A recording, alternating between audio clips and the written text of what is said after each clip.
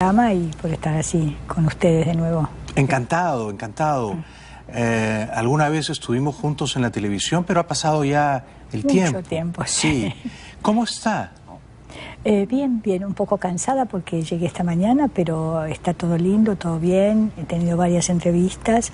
Vine aquí invitada por Bajo Libros y, sí. Y tenemos ese acto mañana. Mañana, jueves 10 de octubre, en el Quebec Center. Ahí está. A las 6:30, María va a estar conversando con Carlos Alberto Montaner. Ahí está. Y es un acto organizado por bajalibros.com. Sí. ¿No? ¿Te gusta venir a Miami, María? Sí, claro, es muy agradable y siempre que he estado acá, bueno, te he encontrado, así que hemos dialogado lindo siempre. Tú eres hija de un japonés y de una alemana. Sí, alemana con sangre por mi abuelo y después por mi abuela sangre española e inglesa. Ok. ¿Y cómo se conocieron tus padres? ¿Se conocieron en Buenos Aires? En Buenos Aires. Mi padre iba camino a Estados Unidos y un amigo con el que él había estado en Francia, le dio la dirección y un encargo para que le diera a unos amigos que había conocido en Buenos Aires. Y entonces allí, como bueno, suele hacerse, se hace una reunión para presentarlo, para invitarlo, para agasajarlo, y apareció mi madre, y entonces, bueno, ahí empezó la historia. ¿A qué se dedicaba tu padre? Mi padre era químico y amaba el arte, la pintura, la fotografía, la escultura. Y recuerdo, lo he dicho ya varias veces, pero bueno, lo repito, que él me dio la primera lección de estética de mi vida. ¿Cuál fue? Porque yo había escuchado la palabra, pero no la entendía, se ve que era muy chica.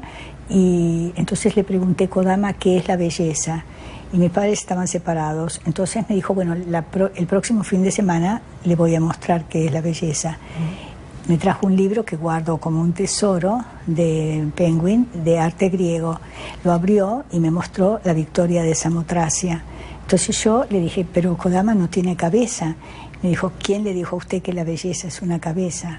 Y ahí me dijo que, mire, la túnica de la estatua, la túnica está agitada por la brisa del mar.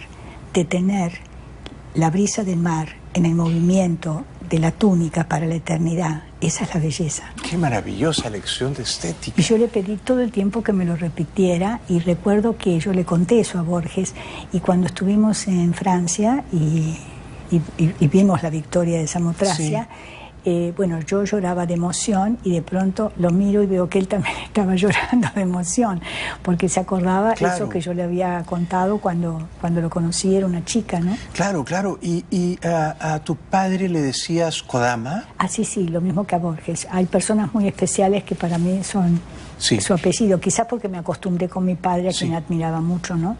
¿Y tu madre a qué se dedicaba? Mi madre era pianista, ella tocaba el piano muy, muy bien, y bueno, yo nunca aprendí ningún instrumento, tocaba muy bien, y yo recuerdo que una vez salíamos y un señor vecino le preguntó de quién era la grabación que estaba escuchando, y ella le dijo, no soy yo que toco, y nunca me voy a olvidar, ese señor me miró y dice, pero ¿y usted dejó la música? Y dije, bueno, dice, mi madre, me casé. Y por eso, mirándome, me dijo, ¿y por eso dejó usted, señora de Torca? Eso era yo. Pero bueno. ¿Fuiste la única hija sí. del señor Kodama? Kodama.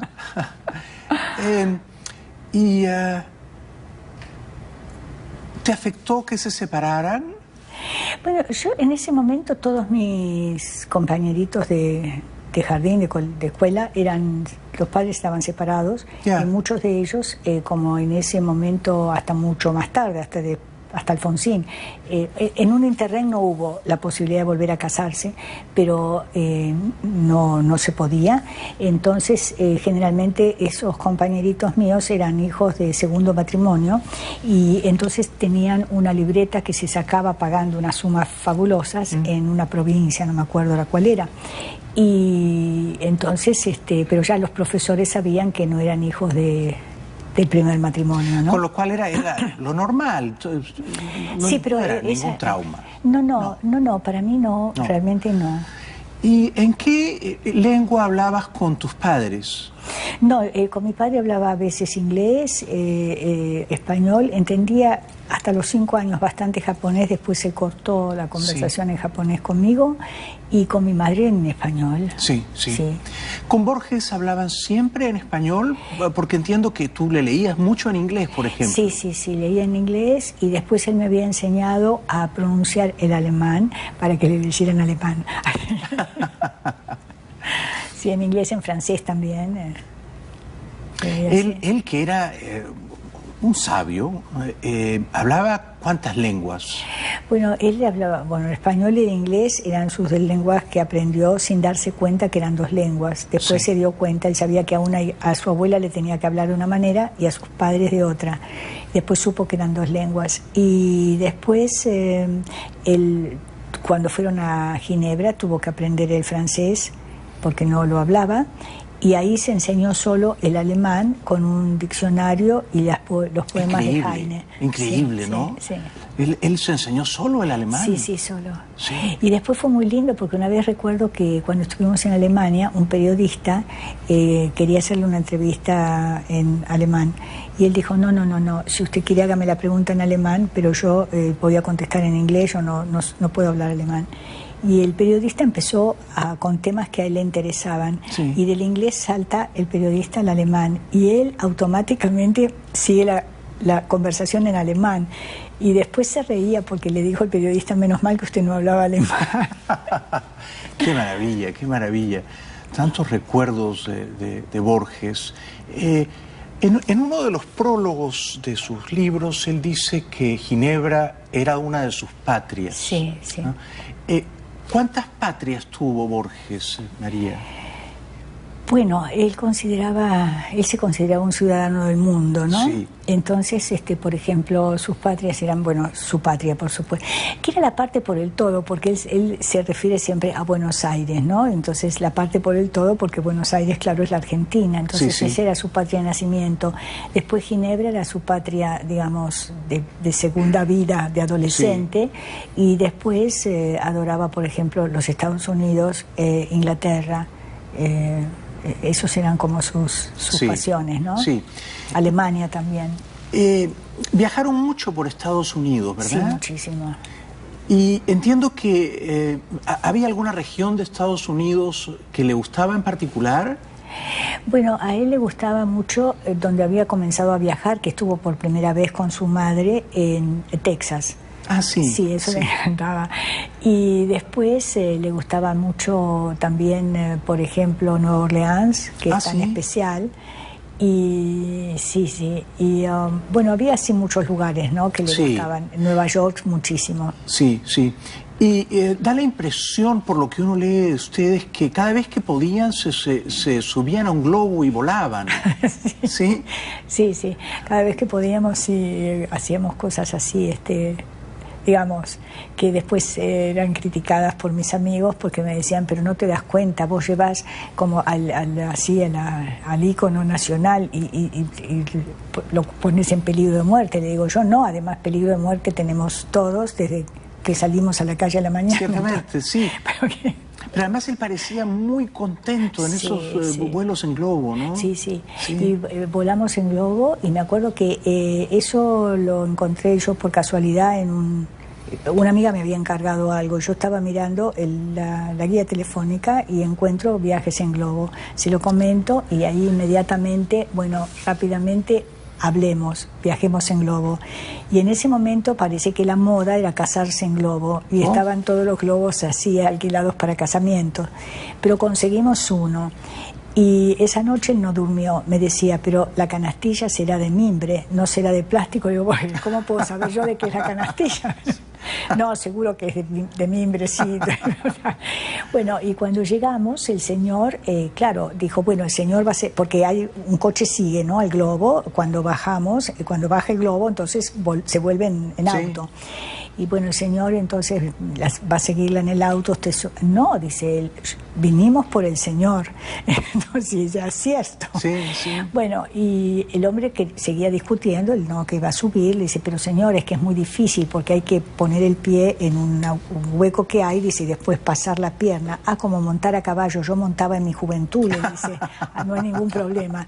Bueno, entonces yo le hice señas al señor y le dije, mire, vinimos acá por él quiere, lo va a hacer, así que lo que podemos hacer es darle toda la seguridad a él y yo me arreglo, usted no se preocupe. Sí. Y después le encantaba la idea de, por ejemplo, se lleva una caja de champán para dejarla en la tierra en la que uno baja y una botella para brindar todos los que hicieron el viaje en globo. Así que qué todo, bonito. Sí, muy lindo. Fue la verdad que precioso. Sí, sí, sí. Muy lindo. Y ¿hubo algún lugar, ustedes viajando siempre, hubo algún lugar al que Borges quería ir y no alcanzó a ir?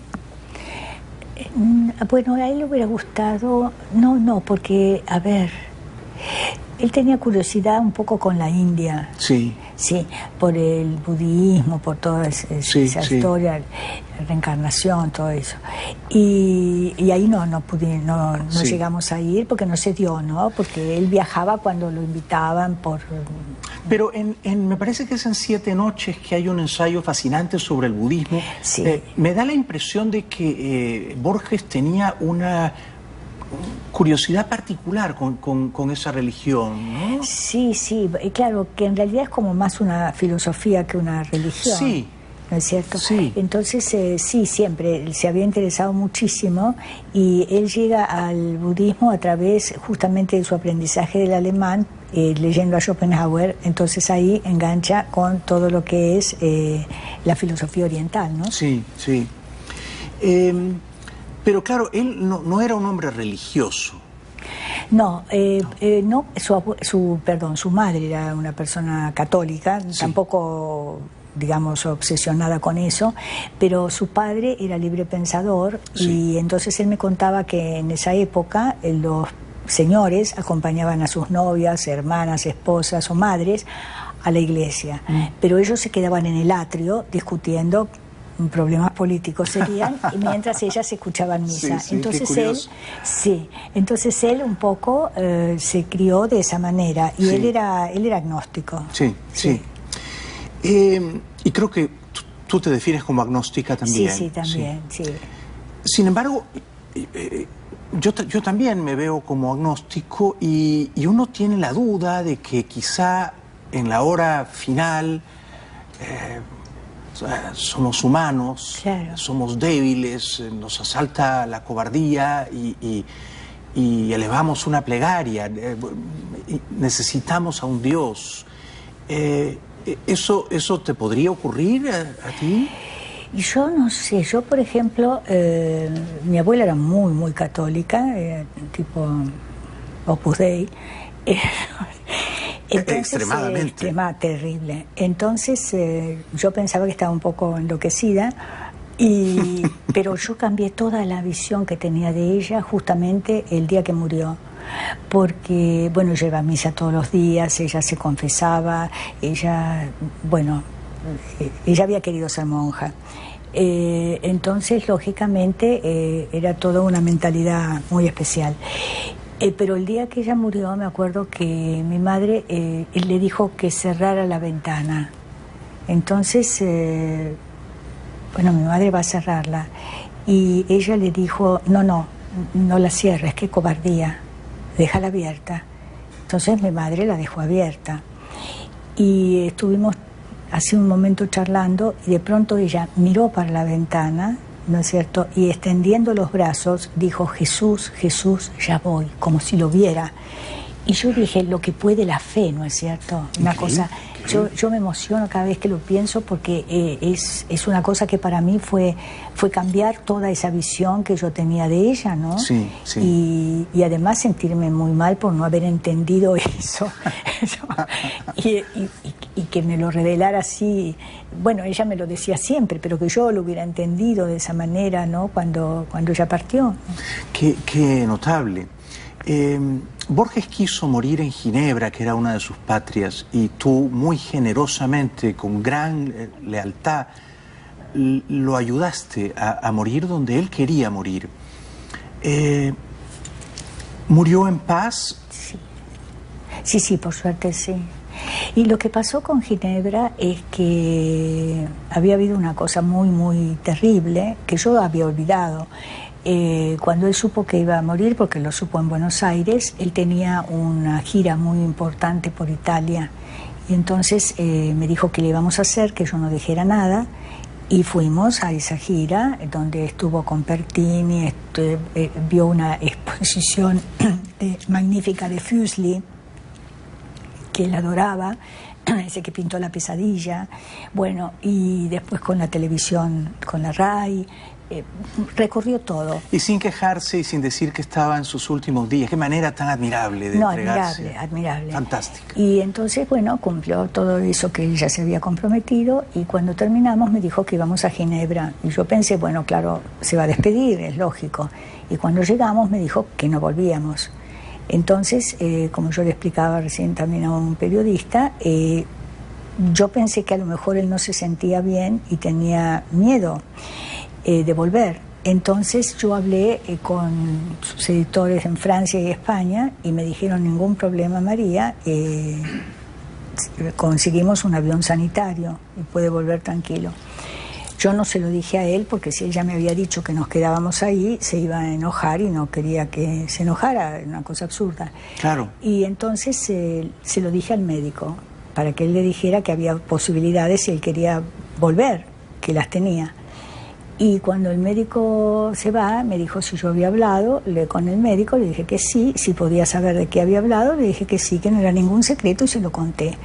Entonces él me dijo por qué lo había hecho y si yo quería volver. Le dije no, lo que yo quiero es lo que querría para mí, la elección en libertad, porque el miedo es la peor de las esclavitudes, porque es la que uno mismo se impone. Claro. Entonces, él me decía siempre que yo era la primera prisionera de la libertad, entonces entendía lo que le quería decir. Sí. Y entonces me parecía a mí que si él quería volver, sí, estaba abierta la posibilidad con toda seguridad. Y si él no quería, está bien, nos quedábamos ahí, pero que él eligiera lo que él quisiera. Y fue muy impresionante para mí porque él me abrazó y me dijo que si yo lo quería como él sabía que yo lo quería, yo no podía en ningún momento aceptar ver su agonía empapelando las calles de la ciudad. Y ahí me acordé que yo ni me había olvidado por completo de lo que había sucedido con el eterno candidato a presidente durante la época de Perón, que era Balbín. Cuando Balbín estuvo en terapia intensiva, un diario, una revista, no sé, lo fotografió. Y lo fotografió como uno está en terapia intensiva, semidesnudo, lleno de tubos. Y recuerdo que fue un escándalo impresionante porque el hijo salió a la calle, sufrió un infarto, un juicio, bueno, una cosa horrible. Una humillación. Y se ve cómo eso le quedó marcado a fuego, que tomó esa determinación para que no le sucediera, que hubiera sido quizás peor, ¿no? Por la envergadura que él tenía allí. Así que... Con lo cual se hizo sabia, juiciosamente lo que él quería. Ah, por supuesto, por supuesto. ¿Y tuvo alguna última aproximación religiosa antes de morir? No, lo que él hablábamos mucho, pero no en ese momento, sino siempre, sobre religión, sobre Dios, si existe, si no. Y era muy gracioso porque él me decía, por ejemplo, yo le decía, bueno, pero nosotros somos agnósticos, pero en realidad somos patéticos, todos los agnósticos, porque nosotros, y quizás somos los que estamos más cercanos a Dios, porque el que cree, dice Dios existe, se termina terminó. O Dios no existe, el ateo, se terminó. Digo, pero nosotros buscamos por un camino paralelo lo que a través de la razón, y es a través de ese camino nunca vamos a poder encontrarlo. Entonces me decía, entonces estamos perdidos, nos vamos a perder, no nos vamos a encontrar si estamos en el camino paralelo. Digo, no, nosotros nos encontraremos porque dicen que en el infinito las paralelas se unen. Entonces nos uniremos nosotros, y si eso realmente es así y se unen las paralelas en el infinito, nos uniremos a eso que es la fuerza primera, la luz, la energía o Dios, como quiera llamarlo. O sea que hasta el final preservó el humor, ¿no? Sí, siempre una cosa así de positivo también, ¿no es cierto? Nunca tomaba nada como así terrible, eso, ¿no? Sí, él era un caballero tan absolutamente admirable y con un sentido del humor desconcertante, ¿no? Sí, además la ironía que tenía. La ironía, era un argentino tan extravagante, ¿no? Claro, pero lo que pasa es que él tenía, digamos, como su formación era una mezcla, porque no era solamente como la mayoría de la gente en Buenos Aires española, ¿no? De la época de él, después vino la gran inmigración italiana, pero no era solo española, tenía toda la formación de su abuela inglesa, claro, que la adoraba, entonces su formación era distinta y daba también características diferentes, ¿no? Ciertamente. María, tenemos que ir un momento a la publicidad. Muy bien. Te ruego que nos acompañes hasta el final del programa. Con todo gusto. Muchas gracias. Y recuerden que mañana en el Cubex Center a las 6:30 de la tarde, María Kodama se va a presentar, va a dar una charla en compañía de Carlos Alberto Montaner. Esto es mañana a las 6:30 en el Cubex Center. Regresamos con María Kodama después de unos minutos. Bienvenidos de vuelta al programa. Nos visita esta noche y es todo un honor para mí conversar con ella, María Kodama, viuda de Borges. María va a estar dando mañana una conferencia en el Cubex Center a las 6:30 de la tarde aquí en Miami. Quisiera, si me permites, María, leer un par de párrafos que Borges escribió inspirado en ti. Este es el prólogo de Biblioteca Personal, 1988. ¿Puedo? Sí, claro. María Kodama y yo hemos cerrado por el globo de la tierra y del agua. Hemos llegado a Texas y al Japón, a Ginebra, a Tebas, y ahora, para juntar los textos que fueron esenciales para nosotros, recorremos las galerías y los palacios de la memoria, como San Agustín escribió. Es decir, que el destino de ambos era el de viajar, ¿no? El de los viajeros. Sí, la verdad que sí. Sí, parece que sí. Así lo definía, era como dos errantes. Sí. Sí. Y en otra dedicatoria a los conjurados, Borges escribe: de usted es este libro, María Kodama. ¿Será preciso que le diga que esta inscripción comprende los crepúsculos, los ciervos de Nara, la noche que está sola y las populosas mañanas, las islas compartidas, los mares, los desiertos y los jardines, lo que pierde el olvido y lo que la memoria transforma, la alta voz del muezín, la muerte de Haku, los libros y las láminas? Sí, preciosa, sí. Precioso, ¿no? Sí. Y es muy interesante porque justamente ese libro es un cuento mío, John Hawkwood, y justamente ahora va un pintor, Kokosinski, de origen ruso, que vivió un tiempo en Buenos Aires y que actualmente, hace ya muchos años, vive en Italia. Se inspiró en ese cuento para hacer esta última exposición que se inaugura en Bangkok, después va a ir a Shanghai y después a Milán. Te iba a preguntar por qué la muerte de Hawkwood. Porque es el cuento que yo escribí, es un condottiero. Sí, yo escribo cuentos, sí.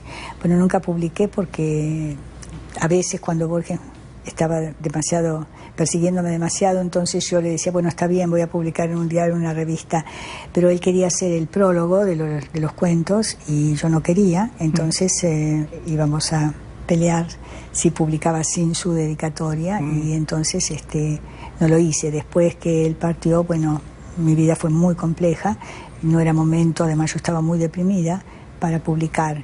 Pero ahora se han dado 3 casualidades que hacen que voy a publicar mis cosas.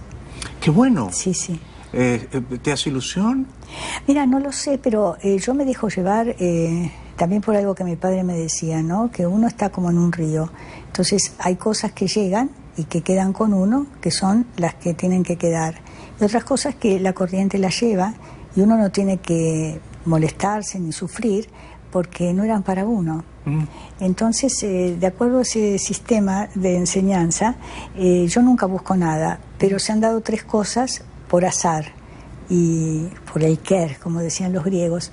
Y entonces, a raíz de eso, dije, bueno, como en los cuentos de hada, 3 cosas así totalmente no buscadas, que se relacionan justamente con mis cuentos, entonces voy a publicarlos. ¿Y son solamente cuentos?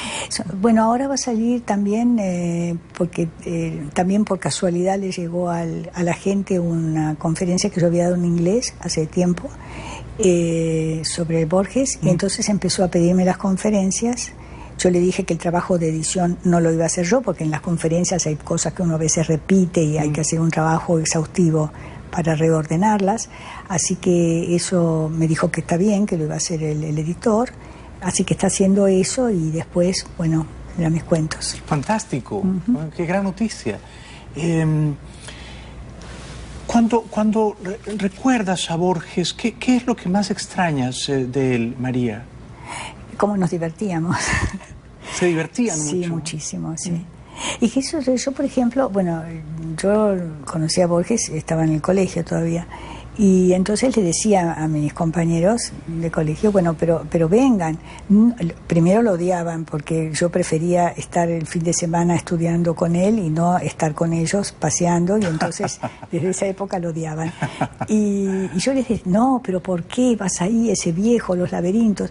No, sí, pero no, los laberintos es en la obra, pero después es divertidísimo, vengan. Sí. Bueno, ellos se lo perdieron, pero... Y cuando lo conociste, que tú estabas en el colegio, bueno, antes ya te habían leído cosas de él, creo, ¿no? Sí, mira, fue una cosa muy linda, porque fíjate que yo conté, yo tengo una señora que se entendía que debía enseñarme inglés. Yo no sé si me enseñó inglés, pero aprendí muchísimas cosas con ella, yo estaba fascinada. El sistema que tenía, bueno, una señora para mí que tenía 5 años, a lo mejor la señora tenía 20, pero en ese momento para mí era una señora. Entonces ella estaba leyendo, lo que ella leía en inglés me lo leía a mí, y después me hacía una especie de resumen fascinante de lo que ella me había leído en español, en castellano, para que yo lo entendiera. Y así desfilaron una cantidad de autores y de cosas totalmente alucinantes, y entre esas cosas ella me leyó los 2 poemas ingleses de Borges. Y una de las cosas que a mí me impresionó, porque yo era muy chica, claro, cuando Borges le ofrece a la mujer que él quiere, le ofrece su derrota, su fracaso, y le dice, el hambre de mi corazón.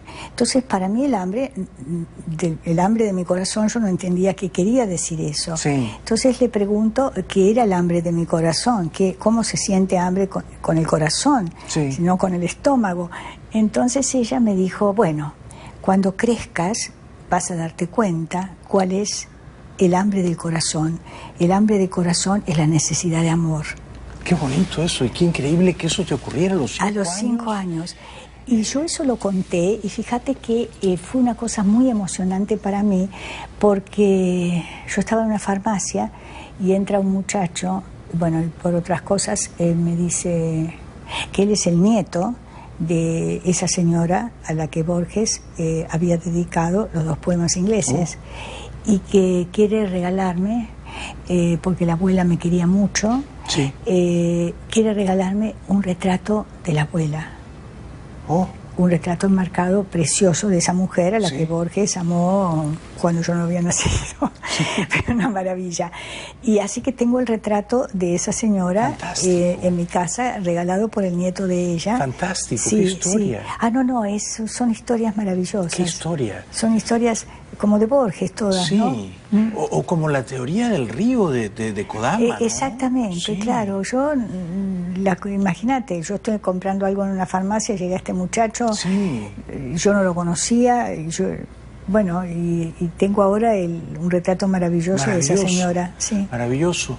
Y entonces, si te pregunto un día, yo sé que es una pregunta caprichosa y arbitraria, pero un día en el que tú recuerdas que Borges fue supremamente feliz. Una foto que cuando vayas a Buenos Aires te la voy a mostrar, porque es un regalo espiritual. Resulta que Borges amaba a los felinos, ¿no? Sí, claro. Bueno, entonces un amigo mío me lleva un día a una especie de reserva que tenía un hombre, o que tiene, no sé, yo después no volví, cerca de Luján. Entonces este hombre tenía una relación con los animales muy especial, sobre todo con los tigres y las panteras, todo eso, y entraba, por ejemplo, a un predio muy grande en el que estaban los tigres sueltos, desnudo de la cintura para arriba para que la gente viera que no tenía armas ni nada, y jugaba con los tigres como con cachorros de gato, de perro. Sí. Bueno, cuando yo le cuento eso a Borges, inmediatamente vamos. Bueno, entonces estrena un traje, camisa, todo para ir a su encuentro con un tigre. ¿Usted piensa que yo podré tocarlo? Le digo, yo no sé, no es mío el tigre, eso le preguntaron al señor que es el dueño de los tigres. Bueno, entonces fuimos y este señor, muy loco, claro, cuando llegamos, toda la gente que estaba paseando se acerca y rodea a Borges, por supuesto. Sí, claro. Entonces viene, porque esto era como un zoológico, sí, pero una reserva. Una reserva porque estaban como sueltos los animales. Pero enseguida reconocieron a Borges, claro. La gente lo reconoció, se le acercaba. Entonces este hombre dice, bueno, maestro, yo le voy a permitir a usted el honor de acariciar a mi tigre Rossi, ahora vuelvo. Entonces, cuando vuelve con una especie de monstruo de 3 metros de largo, con cola y todo, el bicho se sienta y le empieza a hablar y le dice, Rossi, ha venido el maestro, vos le vas a permitir que él tenga el honor de acariciarte, vas a ser buena y vas a dejar que él te acaricie porque le gustan mucho los tigres. Y le decía a Borges, bueno, Borges, usted va a tener el honor de que mi tigre Rossi también se va a dejar acariciar por usted. Bueno, toda una introducción. Toda una introducción. Y la gente miraba y yo decía, este hombre está totalmente enloquecido, pero fue divino. Cuando se acerca, yo pensé, le va a agarrar la mano a Borges y se la va a poner en la cabeza del tigre para que, de la tigre para que lo acaricie. No. Le dice, bueno, saluda al maestro Rossi. Rossi le pone las 2 patas, yo me iba a moverme, no te muevas, no le va a hacer nada. Le pone las 2 patas acá. Y la cara de felicidad, tengo la foto, la cara de felicidad de Borges, que la está agarrando, la está abrazando así mientras ella le tiene las patas en los hombros. Y de pronto me dice Borges, ¿usted cree que puede arañarme? La gente se moría de risa. Digo, bueno, Borges, me parece un poco tarde para pensar eso. Entonces dice, ¿qué peso tiene y qué olor? Claro, ¿por qué? Porque la tigre Rossi estaba lamiéndole la cabeza como si fuera un cachorro. Qué momento fantástico, y hay fotografías. Sí, yo tengo la foto y la muestro a muy pocas personas. Tiene que haber sido un júbilo. Y bueno, después él me decía, nadie, María, nunca me ha hecho un regalo tan maravilloso como usted. Le digo, yo no, la tigre Rossi que permitió. Y después almorzamos con este hombre. No, era el atardecer. Nos invitó como a una especie de aperitivo, no sé, en esa especie de reserva que tenía. Y era fascinante porque tenía media docena de tigres de Bengala que se paseaban alrededor de la mesa. Y Borges me decía, ¿es verdad lo que entreveo con la luz del atardecer? Lo pedía moverse. Digo, sí, Borges, como en la Edad Media los perros alrededor de la mesa de los señores feudales, acá están los 6 tigres paseando. Y de pronto le dice al señor, le dice, han comido, ¿verdad? Por las dudas. Por las dudas. Tenemos que ir brevemente a la publicidad y luego seguiremos disfrutando de la presencia de María Kodama. Va a estar mañana en el Kubeck Center a las 6:30 de la tarde. No se la pierdan, ya volvemos. Kodama, viuda de Borges, va a dar mañana una conferencia en el Kubeck Center a las 6:30 de la tarde con Carlos Alberto Montaner. Y luego te vuelves a Buenos Aires. Sí, para ir a Chipoleti, que es está en el sur, es una ciudad del sur del país, que es famosa por sus árboles frutales, es como una especie de oasis en medio de un lugar que parece que es muy árido. Así que voy ahí también, porque creo que es una feria de libros que organizan por primera vez. ¿Y eres razonablemente feliz en Buenos Aires, María? Sí, tengo muchos amigos y la gente también es muy agradable conmigo, así que sí, lo paso muy lindo, muy bien. Sí. Sí. Y luego los viajes inevitables, ¿no? Sí, muchos. Sí. Muchos, y como te decía, ahora tengo todo eso de aquí al 4 de noviembre, todo ese periplo enloquecido. Sí. Volviendo a Borges, cuando tú lo conociste, ¿qué año era? ¿Recuerdas? No exactamente, o bueno, no exactamente, porque si te digo el año... No, podemos decirlo. Y yo es irrelevante. Secretos. No, pero cuando lo conociste, ¿él todavía podía ver...? No, ya casi no veía. Todavía podía manejarse solo, digamos, para caminar, para andar por la calle, pero ya para casi leer no, ya para escribir no, y para leer tampoco. Y así que ya no. Pero bueno, fue un encuentro así muy lindo, muy divertido. Mágico, además. Claro. Sí, mágico. Mágico, y sí. Yo creo que él encontró en ti un amor tranquilo, perfecto, porque además... Sí, además muy loco. Muy loco, porque compartíamos todo ese mundo. Él me decía que, y yo creía que era él, y yo le decía que era él me decía siempre que yo, como su abuela inglesa, tenía una relación lúdica con la vida. Y yo le decía, no, es usted que la tiene, bueno, no peleemos. Además, los dos son muy independientes. Muy ¿no? independientes. Muy independientes. Sí, muy independientes. Y por eso funcionó. Sí. Por si no hubiera podido funcionar. Y él a veces era un poco posesivo. Entonces, como yo tenía una forma de decirle que yo ya estaba asfixiada, y era, como no le podía decir no fastidio, bueno, no, entonces yo le decía, Octopus Dixit.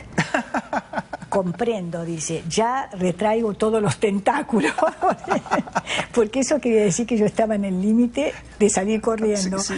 Bueno, entonces sí, era una relación maravillosa. Maravillosa, seguramente. Y ¿se trataban de usted? Sí. Siempre de usted. Pues sí, porque en Buenos Aires, es decir, uno trata de vos a todo el mundo, incluso a los profesores en la facultad, de vos los tratábamos. Entonces, para mí, la forma, digamos, como íntima es el usted, porque diferencio, incluso, por ejemplo, a veces subíamos en un taxi y el chofer me decía, ¿cómo te va María? Y él me decía, ¿la conoce con una voz?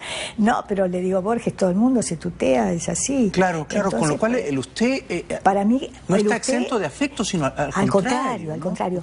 Y después él me dijo un día, bueno, entonces si usted no me va a tratar de vos, yo no la puedo tratar de vos. Entonces vamos a usar la fórmula, porque en las provincias, dice, los viejos matrimonios, y a veces entre padres e hijos, se tratan de usted también, ¿no?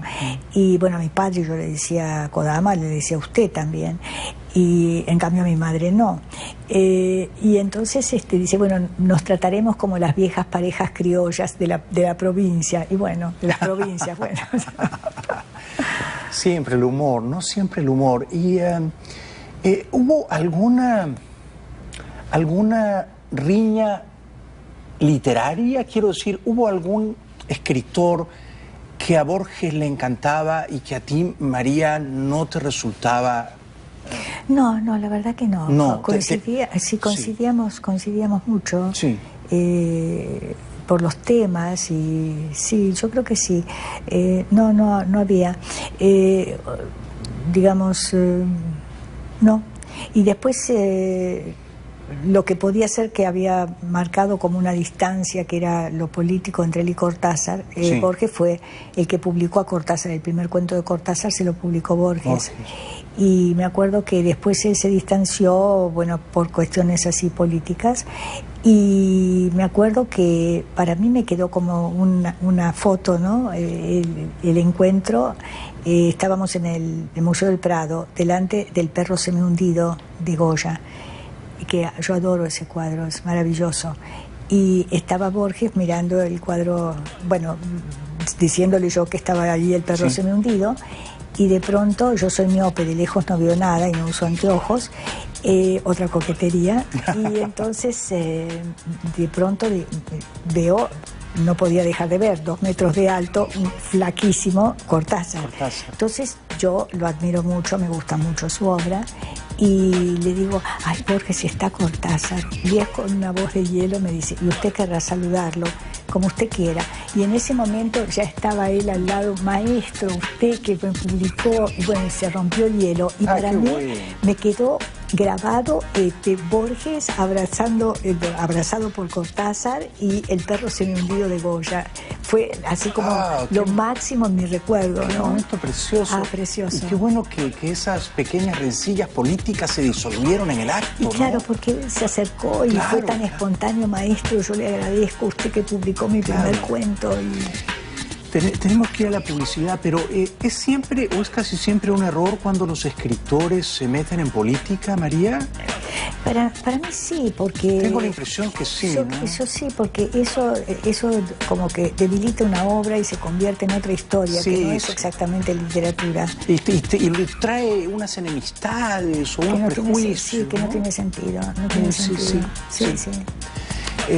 Tenemos que ir a la publicidad, luego seguiremos conversando con María Kodama, ya volvemos. Seguimos conversando con María Kodama, ella va a estar mañana jueves en el Kubeck Center a las 6:30 de la tarde. La conversación prosigue cuando el programa va a la publicidad. Claro.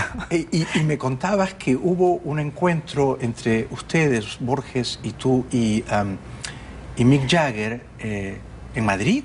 Sí, en Madrid, en el Hotel Palace en Madrid. Sí.